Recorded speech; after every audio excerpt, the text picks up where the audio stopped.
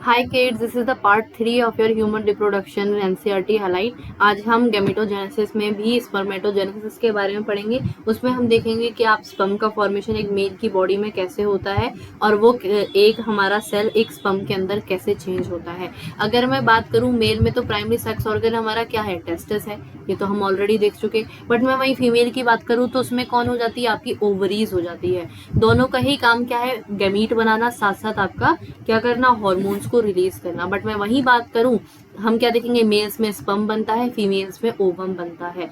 जब हम आपके गैमीट बना रहे हैं उसी को आप गैमेटोजेनेसिस कहते हो। Gametogenesis nothing but your formation of gamete. जब आप क्या कर रहे हो, जब आप गैमीट्स की फॉर्मेशन कर रहे हो तो उसे आप क्या कहते हो, गैमेटोजेनेसिस कहते हो।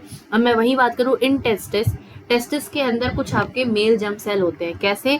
मेल जर्म सेल का दूसरा नाम क्या है, स्पर्मेटोगोनिया। कैसे होते हैं, इमेच्योर होते हैं। कैसे होते हैं, इमेच्योर होते हैं। जैसे ही आपके स्पर्मेटोगोनिया, समझना मेरी बात, जब आपके स्पर्मेटोगोनिया से, आई होप ये आपको पेन दिख रहा हो, जब आप स्पर्मेटोगोनिया से आप स्पर्म बना रहे हो, इसी प्रोसेस को आप गैमेटोजेनेसिस कहोगे।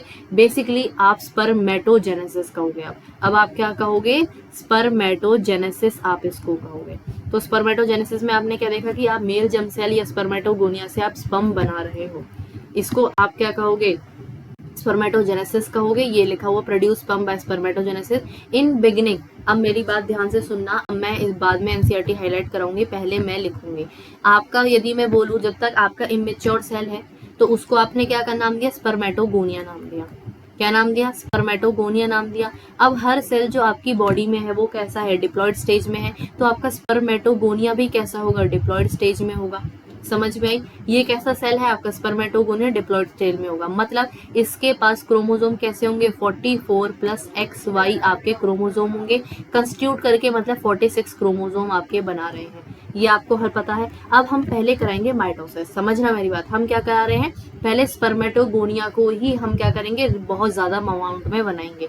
सबसे पहले हम बहुत सारे स्पर्मेटोगोनिया बनाएंगे। अब हम चाहते हैं बहुत सारे स्पर्मेटोगोनिया, तो हम क्या करेंगे, माइटोसिस करेंगे। क्या करेंगे, माइटोसिस करेंगे, तो आपको स्पर्मेटोगोनिया मिल जाएंगे बहुत सारे।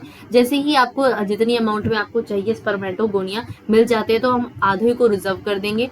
ये क्या, ये वाले को हम रिजर्व कर देंगे। एक की हम क्या कराएंगे, ग्रोथ कराएंगे। एक की हम ग्रोथ करा रहे हैं, तो जब हम एक की ग्रोथ कराएंगे, जिसकी हम ग्रोथ कराएंगे, समझना मेरी बात, जिसकी हम ग्रोथ कराना चाहते हैं, हम उसको नाम दे देंगे क्या, अब जिसकी हमें ग्रोथ करानी है हम उसका नाम दे देंगे प्राइमरी स्पर्मेटोसाइट। जिसकी हम ग्रोथ कराना चाहते हैं अब उसका हम नाम दे देंगे प्राइमरी स्पर्मेटोसाइट। अब हम इसमें क्या कराएंगे, अब हम चाहते हैं प्राइमरी स्पर्मेटोसाइट से स्पर्म बनाना, तो उसके लिए हमें सबसे पहले क्या करानी पड़ेगी, मियोसिस 1 करानी पड़ेगी। अब हम मियोसिस करवाएंगे, जिसके अंदर पहली मियोसिस 1 होगी। अब मियोसिस 1 हो रही है तो आपके जो आपको सेल मिलेंगे, या मैं कहूँ जो आपको स्ट्रक्चर मिलेगा, वो आपको कैसा मिलेगा, हैप्लॉइड में मिलेगा। कैसा मिलेगा, हैप्लॉइड मिलेगा। तो याद रखना है, पहला स्ट्रक्चर जो आपको हैप्लॉइड मिलता है वो क्या होता है भाई, तुम्हारा सेकेंडरी स्पर्मेटोसाइट। क्या है, सेकेंडरी स्पर्मेटोसाइट ही आपका कैसा होगा, पहला हैप्लॉइड स्ट्रक्चर आपको मिलेगा देखने को। अब मैं बोलूं तो ये 22 प्लस X हो जाएगा, यही स्ट्रक्चर 22 प्लस Y हो जाएगा। अब मियोसिस 1 कराइए तो मियोसिस 2 भी कराओगे। जैसे ही आप मियोसिस 2 कंप्लीट करवाओगे, मियोसिस 2 कंप्लीट हुई तो अब आपको कितने स्ट्रक्चर मिल जाएंगे, 4 स्ट्रक्चर मिल जाएंगे। मतलब 4 आपको सेल मिल जाएंगे। सारे के सारे कैसे होंगे, हैप्लॉइड ही होंगे। अब भी आपको हैप्लॉइड मिलेंगे, जो कि आपके दो कैसे होंगे, 22 प्लस X होंगे, 22 आपके कैसे होंगे, Y होंगे। इतनी कहानी समझ आई, नॉर्मल सी कहानी है, कुछ नहीं पढ़ा अभी हमने क्या देखा, हमने मेल जर्म सेल को ही बहुत ज्यादा अमाउंट में पहले ज्यादा प्रोड्यूस करा। हमने फिर एक स्पर्मेटोगोनिया को पकड़ लिया, जिसके अंदर हमने ग्रोथ कराई, प्राइमरी स्पर्मेटोसाइट बनाया। जब हमने मियोसिस 1 करी, तो हमें क्या मिला, तुम्हारे सेकेंडरी स्पर्मेटोसाइट पहला हैप्लॉइड स्ट्रक्चर मिला। जैसे ही हम सेकेंडरी कर देंगे, क्या हम अपना मियोसिस 2 करा देंगे, तो हमें क्या मिल जाएंगे, 4 आपके हैप्लॉइड अलग अलग मिल जाएंगे, जिनको आप क्या कहोगे, स्पर्मेटिड कहोगे। अब आपको क्या मिला, स्पर्मेटिड मिला। Primary spermatocyte diploid, secondary spermatocyte haploid, spermatid haploid. तो पहला हैप्लॉइड स्ट्रक्चर क्या था, सेकेंडरी स्पर्मेटोसाइट। पहला प्राइमरी स्पर्मेटोसाइट क्या था, डिप्लॉयड था। तो वहीं मैं बात करूं, ये याद रखना है, बहुत इंपॉर्टेंट है। अब मेरी बात ध्यान सुनना। अब तुमने देखा स्पर्मेटेड तुम्हारे हाथ में आ गए, कितने स्पर्मेटेड मिले आपको? यदि मैं बात करूं तो 4 स्पर्मेटेड मिले आपको। कितने स्पर्मेटेड मिले हैं? 4 स्पर्मेटेड मिले। अब जब इन 4 स्पर्मेटेड्स को, चलो मैं यहीं बना देती हूँ दोबारा से, जो ये आपके 4 स्पर्मेटेड्स हैं, दीज आर व्हाट 4 स्पर्मेटेड। जब आप इन 4 स्पर्मेटेड्स को क्या करोगे, इनमें ग्रोथ कराओगे या इनको चेंज करोगे, और इनके पास जब आपकी क्या आ जाएगी, हेड और टेल आ जाएगी। ये आप देख रहे थे पहले सेल का स्ट्रक्चर था, अब इनके पास क्या है, हेड और टेल दोनों आ गई है। क्या आ गई है भाई, हेड भी आ गया है, टेल भी आ गया है। हेड भी आप देख पा रहे हो, टेल भी आप देख पा रहे हो, मतलब इसके पास एक्रोजोम आ गया होगा। तो इसी स्ट्रक्चर को आप स्पर्मेटोजोआ कहोगे। स्पर्मेटोजोआ बेसिकली, जोआ उसके आगे लगता है जो अपने आप को मूव करवा पाए, जो क्या कर पाए, अपने आप को मूव करवा पाए या लोकोमोशन कर पाए। तो ये स्ट्रक्चर को आप स्पर्मेटोजोआ कहोगे। अब यही स्पर्मेटोजोआ वाले स्ट्रक्चर, अब समझना मैं क्या कह रही हूँ, अब यही स्पर्मेटोजोआ अपने आप को क्या करेंगे, एम्बेडेड कर लेंगे। क्या करेंगे, अपने आप को क्या करेंगे, अपने आप का सर घुसेड़ लेंगे, कहाँ, सर्टोली सेल में। एम्बेडेड इन सर्टोली सेल, अपने आप को सर्टोली सेल के अंदर घुसेड़ लेते हैं या अपना सर घुसेड़ लेते हैं। जैसे आपने ऑस्ट्रिच को देखा होगा, जमीन में अपना सर डाल लेता है, इसी तरह से ये अपना सर कहाँ डाल लेंगे, सर्टोली सेल में डाल लेंगे। अब कुछ स्पेशल नाम है जो आपको याद रखने हैं, उसके बिना आपका नाम काम अधूरा है। जैसे मैं बोल रही हूँ, जब आपका, वहीं से लिख देती हूँ डायरेक्ट, जब आपका स्पर्मेटिड से, समझना 2 नाम लिखवाऊंगी मैं, उससे ज्यादा मैं कोई नाम नहीं लिखवाऊंगी। अभी आपने पढ़ा स्पर्मेटोजेनेसिस में आप स्पर्म बना रहे हो, बट जब मैं कह रही हूँ आप स्पर्मेटिड से आप स्पर्मेटोजोआ बना रहे हो, बेसिकली आप एक सेल को हेड और आप एक टेल दे रहे हो, तो इस प्रोसेस को आप क्या कहोगे, जब आप स्पर्मेटिड से स्पर्मेटोजोआ बनाओगे, इस प्रोसेस को आप कहोगे स्पर्मियोजेनेसिस। क्या कहोगे, स्पर्मियोजेनेसिस इस प्रोसेस को कहते हो, जिसमें आप स्पर्मेटिड से क्या बना रहे हो, स्पर्मेटोजोआ बना रहे हो। इस प्रोसेस का नाम याद रखना है, स्पर्मेटिड से स्पर्मेटोजोआ को आप स्पर्मियोजेनेसिस कहोगे। बट मैं वही बात करूं, जब आपके क्या स्पर्म, बेसिकली स्पर्मेटोजोआ अपने आप को सर्टोली सेल के अंदर डाल लेते हैं, क्या कह रही हूं मैं, जब अपने आप को सर जो है सर्टोली सेल में डाल लेते हैं, इस प्रोसेस को आप स्पर्मिएशन कहोगे। क्या कहोगे, इस प्रोसेस को आप स्पर्मिएशन कहते हो। समझ में आई कहानी, समझ में आई कहानी। जब आप स्पर्मेटिड से स्पर्मेटोजोआ बनाओगे तो स्पर्मियोजेनेसिस कहोगे, जैसे ही वो अपना सर अपना सर्टोली सेल के अंदर डाल लेंगे तो उसको आप स्पर्मिएशन कहोगे। अब क्या होगा, अब तुम समझना मेरी बात को, जैसे ही इजैकुलेशन का टाइम आएगा तो अपने आप को क्या करेंगे, ये पहले सर्टोली सेल से अपने आप को रिमूव करेंगे। तो जब आप इजैकुलेशन कर रहे हो, इजैकुलेशन के टाइम पर ध्यान देना, इजैकुलेशन के टाइम पे ये क्या करेंगे, रिमूव कर लेंगे अपने आप को। बेसिकली इजैकुलेशन के टाइम पे क्या होगा, रिमूवल ऑफ स्पर्मेटोजोआ। समझना, जब तक बॉडी के अंदर स्पर्म है उसको आप स्पर्मेटोजोआ कहोगे, स्पर्म नहीं कहोगे। जब तक बॉडी के अंदर स्पर्म है उसको आप स्पर्मेटोजोआ कहोगे, जैसे ही बॉडी से बाहर आ जाएगा उसको आप स्पर्म कहोगे। तो removal of spermatozoa from seminiferous tubule, ये आपका इजैकुलेशन कहलाता है। समझ में आई कहानी। अब एनसीईआरटी को रीड करें। देखो, अब आपने एनसीईआरटी को रीड करने में मैं बताऊं, जो मैंने बताया वही यहाँ पे लिखा हुआ highlighter.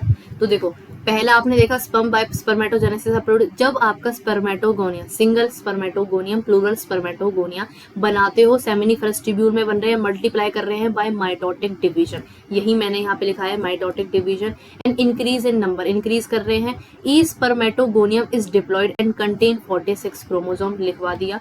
Some of the spermatogonium, अब जिनको हम ग्रोथ करवाएंगे उसको आप प्राइमरी स्पर्मेटोसाइट कहोगे। क्या कहते हैं, जिनको आधों को प्राइमरी स्पर्मेटोसाइट कराओगे, पीरियोडिकली अंडरगो, अब क्या करेंगे, मियोसिस में चले जाएंगे। जैसे ही आप देखोगे primary spermatocyte first meiotic division करेगा, या रिडक्शन डिवीजन भी कहते हो, आपको फॉर्मेशन कर देगा 2 equal haploid cell, 2 equal haploid cell, जिसको आप क्या कहते हो, सेकेंडरी स्पर्मेटोसाइट कहते हो। क्या कहते हो भाई, सेकेंडरी स्पर्मेटोसाइट कहते हो, जिनके पास 26 क्रोमोसोम होते हैं, मतलब हैप्लॉइड होगा। कैसा होगा, हैप्लॉइड होगा। जैसे ही secondary spermatocyte undergo second meiotic division, 4 equal spermatid आपको देखने को मिलेंगे, 4 इक्वल स्पर्मेटेड आपको देखने को मिल रहे हैं।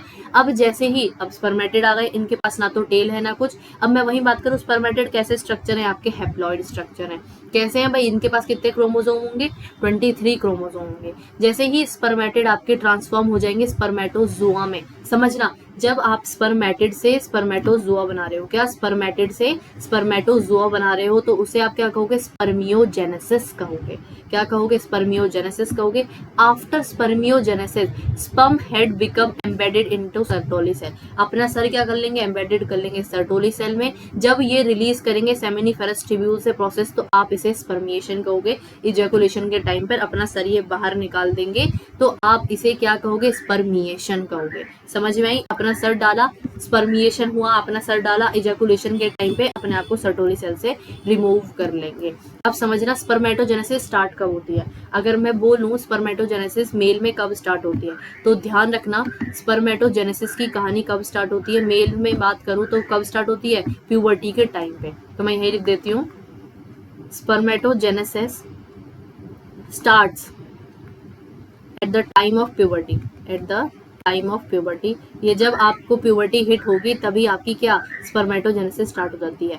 बट मैं वही बात करूं एंड कब होगी, कैसी होती है, इसका एंड नहीं होता, ये एंडलेस है, एंडलेस है। जब तक आप ओल्ड या डेड, बेसिकली ओल्ड होगे तब भी आपके अंदर स्पर्मेटोजेनेसिस हो रहा होगा, बट प्रोडक्शन कम हो जाएगी। अगर मैं बोलूं प्रोडक्शन ऑफ स्पर्म आपका ओल्ड एज में कैसा हो जाएगा, कम हो जाएगा। प्रोडक्शन ऑफ स्पर्म आपको कैसे यहाँ पे कम देखने को मिलेगी। तो यहीं पे ये कहानी है, आपको याद रखनी है। Spermatogenesis start at the stage of the puberty due to the significant increase, किस चीज में इंक्रीज हो रहा होगा, टेस्टोस्टेरोन में।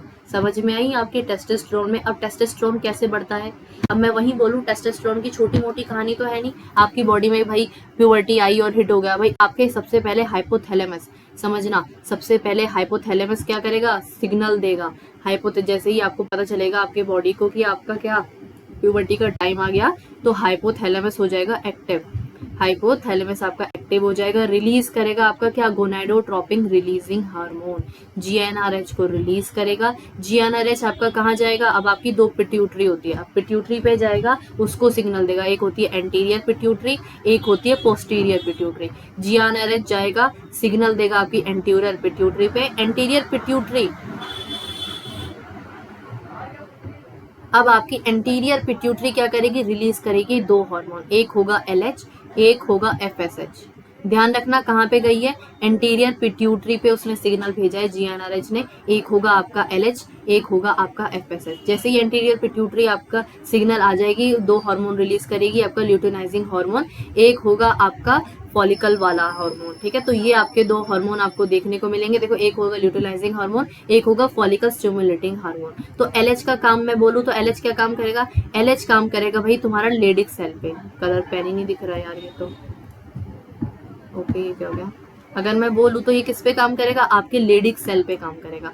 ये एलएच आपका किस पे काम करेगा, लेडिक सेल पे काम करेगा। बट मैं वही बात करूं आपके एफएसएच की, तो एफएसएच किस पे काम करेगा, आपका एफएसएच काम करेगा आपका सर्टोली सेल पर। सर्टोली सेल पे याद करने का तरीका, एल एल एस, एफएसएच में ऐसा आ रहा है, सर्टोली सेल में ऐसा आ रहा है। लेडिक सेल एंड्रोजन बनाएगा, लेडिक सेल क्या करेगा, एंड्रोजन बनाता है। एंड्रोजन बनाएगा, क्या करेगा, टेस्टोस्टेरोन बनाएगा। एंड्रोजन ही क्या करेगा, टेस्टोस्टेरोन बनाएगा। बट मैं वही बात करूं सर्टोली सेल तो क्या करता है, नरिशमेंट करता है। किसकी नरिशमेंट करेगा, नरिश करेगा आपके किसको, आपके स्पर्म्स को, जो आपके एम्बेडेड है कहाँ पे, सर्टोली सेल के अंदर। तो इनका काम क्या है, नरिशमेंट का काम है। ठीक है, अब मैं वही बात करूं यहाँ पर आपकी क्या, एंड्रोजन क्या करवाएगा, समझना मेरी बात को। एंड्रोजन आपकी फॉर्मेशन कराएगा स्पर्मेटोगोनिया के, स्पर्मेटोगोनिया से स्पर्म को बनाने की प्रोसेस करवाएगा, जिसको आप क्या कहोगे, स्पर्मेटोजेनेसिस कहोगे। एंड्रोजन आपको बोलेगा कि चलो स्पर्मेटोजेनेसिस करते हैं, तो बेसिकली स्पर्मेटोजेनेसिस का काम इसका है। बट मैं वही बात करूं, आपका जब स्पर्मेटिड से स्पर्मेटोजोआ बनेगा, स्पर्मियोजेनेसिस ये करवाता है। ये क्या कराएगा, स्पर्मियोजेनेसिस कराएगा ये। ठीक है, याद रखना है 2 अलग अलग काम है, स्पर्मेटोजेनेसिस और स्पर्मियोजेनेसिस। मैं लिख देती हूँ क्या क्या होता है। स्पर्मेटोजेनेसिस जब आप क्या कर रहे हो, बिल्कुल आप क्या कर रहे हो, बिल्कुल स्पर्मेटोगोनिया से स्पर्म बना रहे हो। इसमें क्या, स्पर्मेटोगोनिया से आप स्पर्म बना रहे हो। तो ध्यान रखना ये आपका काम स्पर्मेटोजेनेसिस ये होता है। स्पर्मियोजेनेसिस आपका क्या होगा, जब आप स्पर्मेटिड से जब आप स्पर्मेटिड से स्पर्मेटोजोआ बनाओगे तो ये कहानी आपको तब देखने को मिलती है। तो दोनों का ना आपको समझ आ गया कि कब कहाँ पे काम होता है, तो वही आपकी एनसीईआरटी ने भी यहाँ लिखा हुआ है। तो समझो, सिक्रीशन जीएनआरएच करेगा। जीएनआरएच क्या करेगा, हाइपोथैलेमिक हार्मोन है, इंक्रीज कर, जैसे ही आपकी जीएनआरएच आपका बॉडी में इंक्रीज होगा, एंटीरियर पिट्यूटरी पे जाएगा, दो आपके गोनाडोट्रोपिन रिलीज करवाएगा, एक एलएच और एक आपका एफएसएच।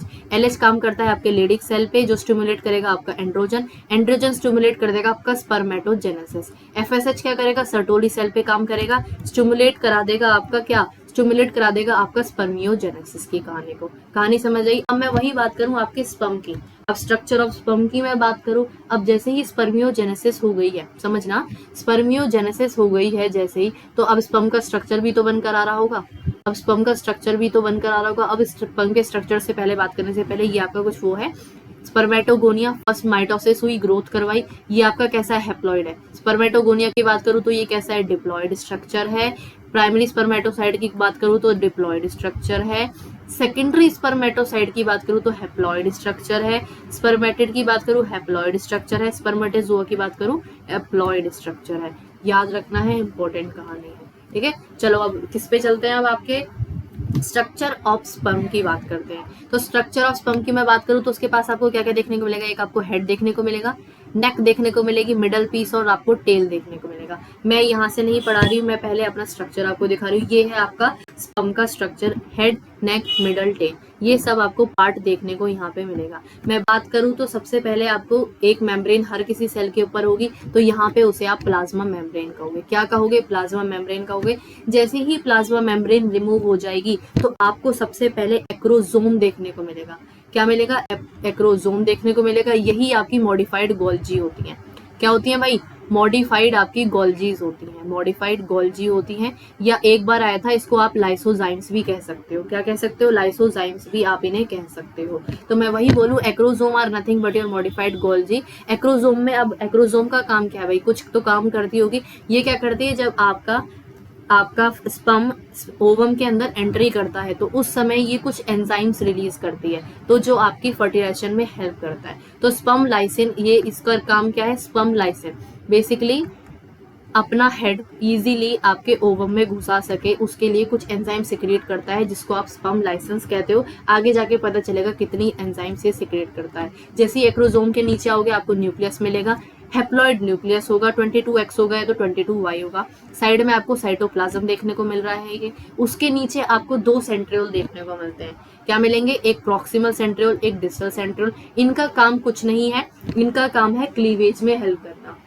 इनका काम क्या है, क्लीवेज में हेल्प करना। और मैं वही बात करूं कैसा इनका स्ट्रक्चर होगा, 9+0 आपका इनका स्ट्रक्चर होगा। समझ में आई। अब मैं बात करूं मिडल पीस में आपको स्पाइरल माइटोकॉन्ड्रिया देखने को मिलेगा। 25 से 30 आपको माइटोकॉन्ड्रिया देखने को मिलेंगे, जिसको आप पावर हाउस भी कहते हो। फिर उसके नीचे रिंग सेंट्रियोल, इसका कोई फंक्शन आज तक पता नहीं है, इसको ढूंढने की कोशिश करी जा रही है। ऐसे ही एक्सियल फिलामेंट है, इसका भी नहीं पता, कह देते हैं कि आपका मूवमेंट में हेल्प करता है, तो ये एक्सियल फिलामेंट मिलेगा, मूवमेंट में हेल्प करेगा। टेल की मैं बात करूं तो whip and lash मूवमेंट आपकी टेल करती है। तो यहीं पर ये कहानी लिखी हुई है। Plasma membrane envelop whole body में कवर होगा। The sperm head elongated haploid nucleus, अभी बता कर आई। एंटीरियर पोर्शन में आपका कैप लाइक स्ट्रक्चर आपको देखने को मिलेगा, जिसे आप एक्रोसोम कहोगे। Acrosome filled with the enzyme that help in the fertilisation of the ovum. Middle piece में आपको न्यूमरस माइटोकॉन्ड्रिया देखने को मिलेंगे, जो आपकी एनर्जी को प्रोड्यूस करेंगे, ताकि आपकी क्या टेल बेसिकली मूव करा सके या स्पर्म को मोटिलिटी मिल सके। अब मैं वही बात करूं पर इजैकुलेशन, ध्यान रखना है, पर इजैकुलेशन आपको 200 से 300 मिलियन स्पर्म मिलते हैं। पर इजैकुलेशन कितने मिलते हैं, 200 से 300 मिलियन आपको स्पर्म देखने को मिलेंगे। ये लिखा हुआ 200 to 300 मिलियन। पर मैं बोलूं पर इजैकुलेशन यदि 1000 आपको निकलते हैं, बेसिकली स्पर्म यदि इजैकुलेट हो रहे हैं पर इजैकुलेशन, तो 60% यदि मतलब 1000 का 60% स्पर्म ही कैसे होंगे, नॉर्मल शेप एंड साइज के होंगे। कैसे होंगे, नॉर्मल इनका साइज होगा, नॉर्मल ही इनका शेप होगा। बट 60% का 40%, मतलब 60% का 40% आपके कैसे होंगे, उनके पास अच्छी मोटिलिटी होगी। क्या भाई, उनके पास अच्छी मोटिलिटी होगी। ये बात समझना कि मैं क्या कहना चाह रही हूँ। इसको मैं अगर मैं बोलूँ समझाने के लिए तो मैं एक एक्स्ट्रा स्लाइड से समझाती हूँ, यहाँ पे स्लाइड ऐड करते हैं।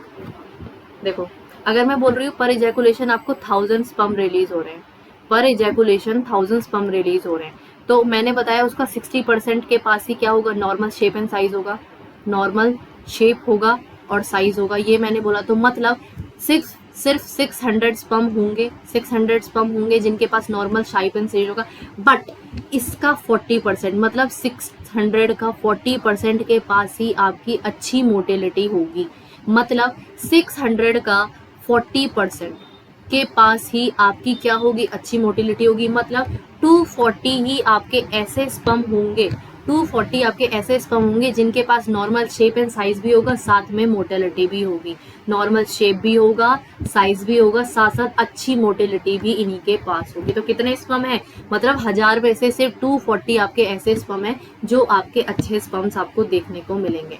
अब मैं वही बात करूं, ये लिखा हुआ है आपका, हाईलाइटर ले लेती हूँ डायरेक्ट, तो ये लिखा नॉर्मल एटलीस्ट 60% स्पर्म के पास अच्छे नॉर्मल शेप होंगे, at least 40% of them must show vigorous motility. कहानी समझ आई।